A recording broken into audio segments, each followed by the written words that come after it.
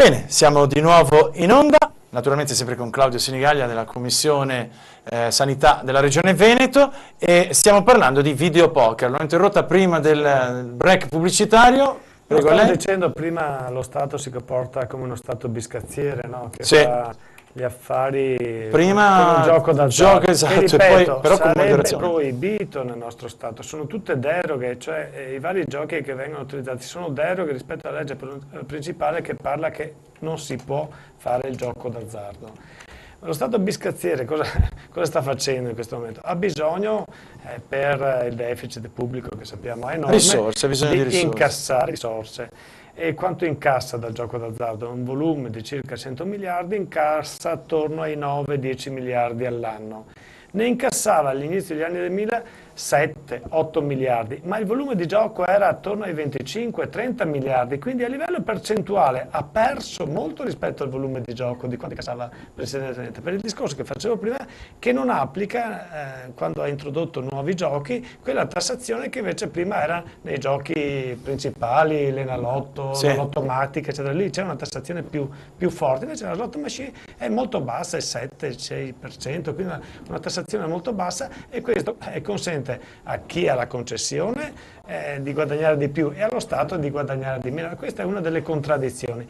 L'altra grande spiegazione che danno quelli che promuovono il gioco d'azzardo sotto forma di monopolio di Stato è che così tiriamo via il gioco dalla malavita, il gioco illegale. Però con questa motivazione sta proliferando in maniera massiccia e sta causando, ripeto, dipendenza. Quando prima il sindaco di Loreggia, Fabio Bui, parlava di quella donna che giocava in maniera compulsiva, moltiplicato per 100.000 a livello di Veneto, quant'è la spesa per 100.000 persone che sono dipendenti? Come la tossicodipendenza è il gioco d'azzardo patologico, e tanto quanto, cioè c'è bisogno di persone che vengono messe nella struttura, nella comunità psicoterapeutica, c'è bisogno dell'accompagnamento in una comunità, c'è bisogno dell'amministratore di sostegno, perché fanno fuori lo stipendio, portano via la sostanza di deposito dei anni di lavoro, della famiglia, di sostentamento, se stessi e le loro famiglie. Abbiamo Oscar Miotti al telefono, quindi se lei ha piacere può rimettere l'auricolare. Gli ho dato l'assist.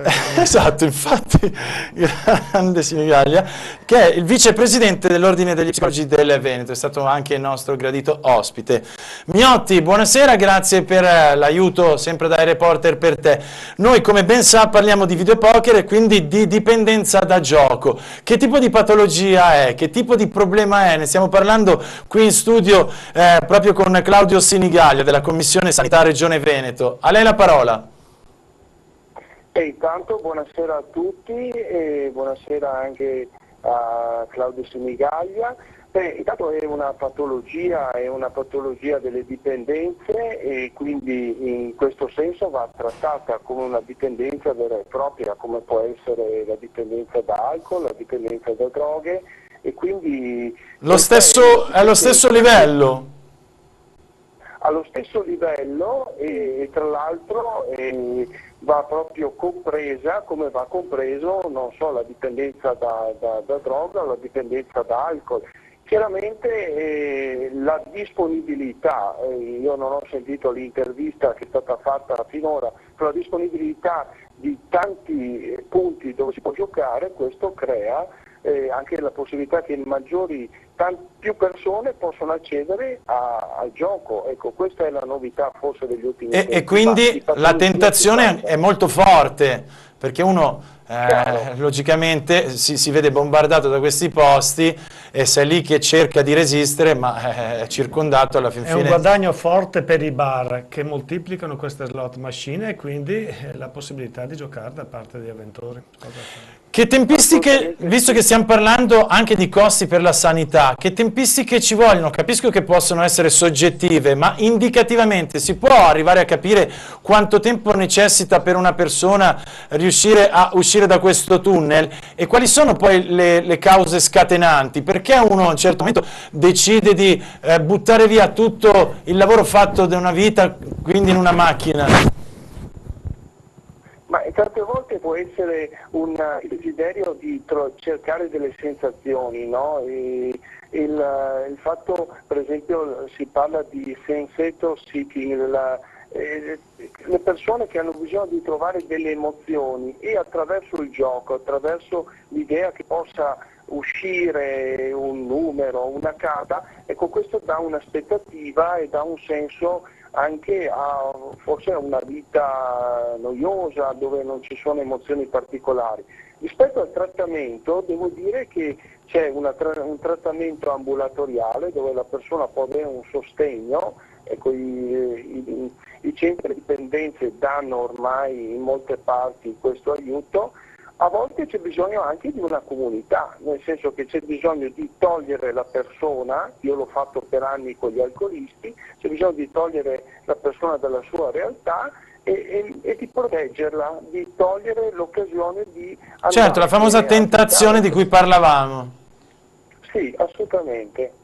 So che stanno funzionando anche i gruppi di mutuo aiuto, come per l'alcol. Sì, anche è vero, sì. I gruppi di mutuo aiuto sono diffusi e questo veramente aiuta molto il gruppo di autoaiuto, lo fanno nell'ambito degli Al-Anon, degli alcolisti anonimi, ecco, hanno dei gruppi per i giocatori patologici, ecco, questo io trovo molto d'aiuto. Io penso sì? che il primo passo a volte è riconoscere di essere malati per cercare poi successivamente l'aiuto. Come può però una persona che è presa proprio convulsivamente da questo continuare a giocare, rendersi conto che ormai si sta rovinando da solo? E tante volte purtroppo una persona deve arrivare a trovarsi senza soldi per capire questo. È come quando l'alcolista pensa che, riconosce che la sua vita è stata distrutta, le sue relazioni sono state distrutte. Ecco, un altro elemento, anche nel gioco le relazioni vengono distrutte perché si vanno a togliere delle risorse alla famiglia, alla coppia, e le risorse personali, non si pagano più i propri debiti.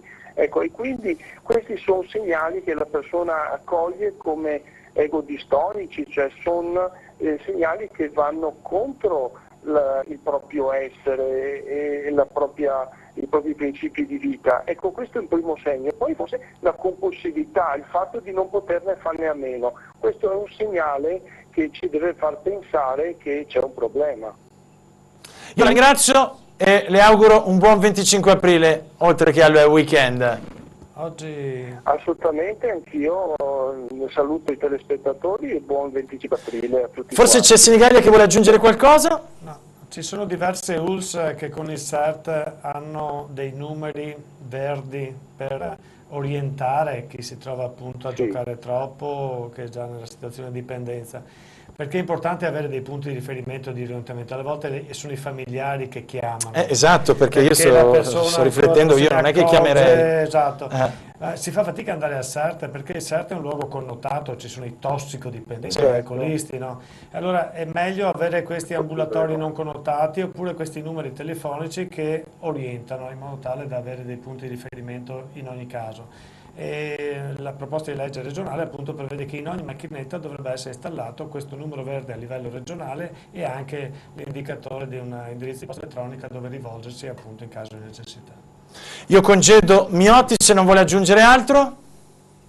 Ma io penso che potrei proporre prossimamente un gruppo di lavoro in seno al nostro ordine che si occupi di dipendenze e che metta anche in risalto questa nuova emergenza, questa emergenza drammatica che è il gioco d'azzardo. Le manderò la legge che stiamo esaminando in regione così ci darà un suo parere autorevole. Va bene? Sì, volentieri.